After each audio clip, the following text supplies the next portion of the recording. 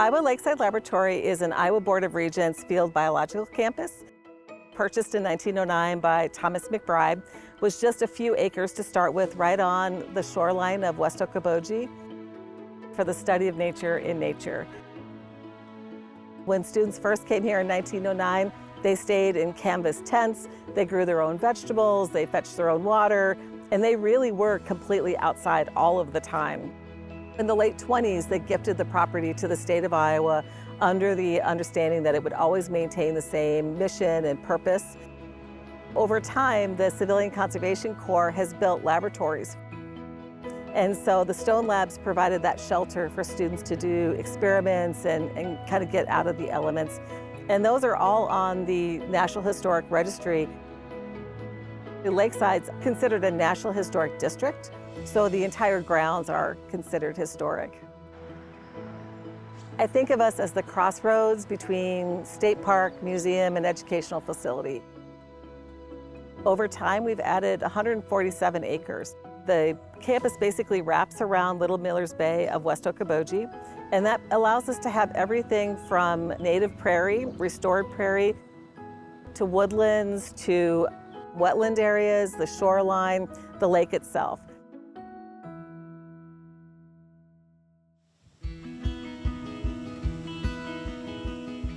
Drew Howing is a professor at Iowa Lakes Community College, and he's been working on a research project looking at Blandings turtle, which are an endangered or threatened species of turtle in Iowa.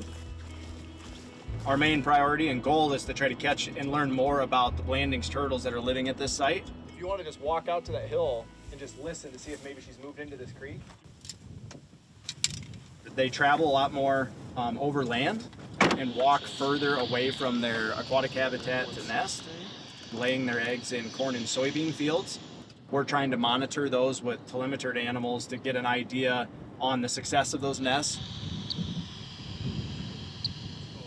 They both sound like they're in the wetland? Yeah, both in the wetland. 133 seem to be right over there. Our focus over the next 2 weeks is to try to detect nesting females and find where they're laying their eggs so we can then monitor those into the fall.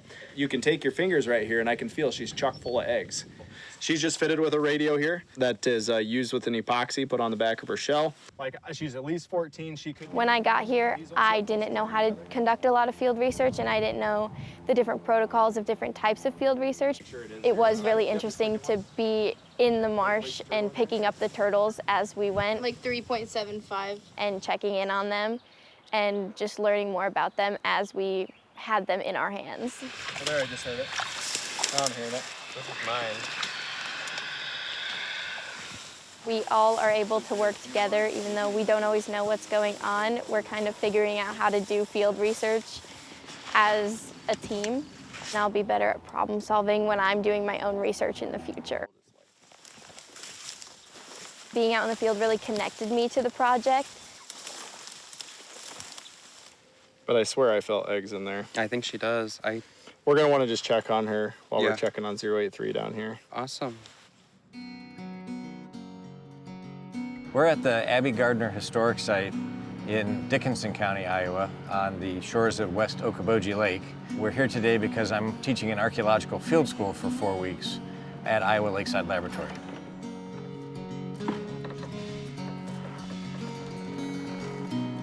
One of the objectives of the archaeological field school is to give the students experience, training, and methods.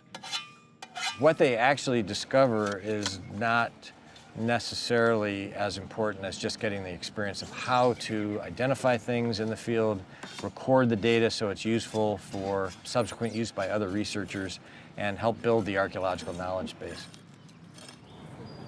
What are you getting? Piece of bone. One thing I like about doing an archaeological field school at Iowa Lakeside Lab is the opportunity to interact with lots of other scientists, interns, and students all coming here to really nerd out on their own science. And it's a time when we can just relax and science first and all other concerns second. I feel it's a place where I can share my expertise with students who are interested in the field, more interested in just being willing to show up in the classroom or on an online Zoom, but to actually make the commitment to be here and do the hard work that's involved in field archaeology. Okay, bag it up.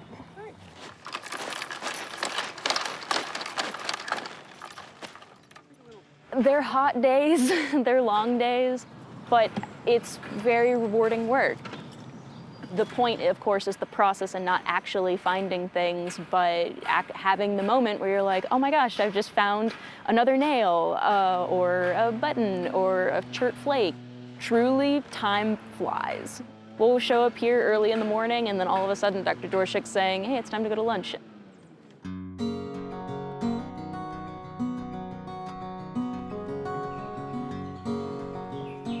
I think that the students are really completing who they are as people here. We get them out of the classroom into the field so that they really understand what a professional will be doing, and it just helps them put all the pieces together. One of the things our students are doing are asking questions about how to protect these resources long term. Their research is very focused and practical to the questions that people ask me every single day. Are the lakes getting better? What's going to happen in the future?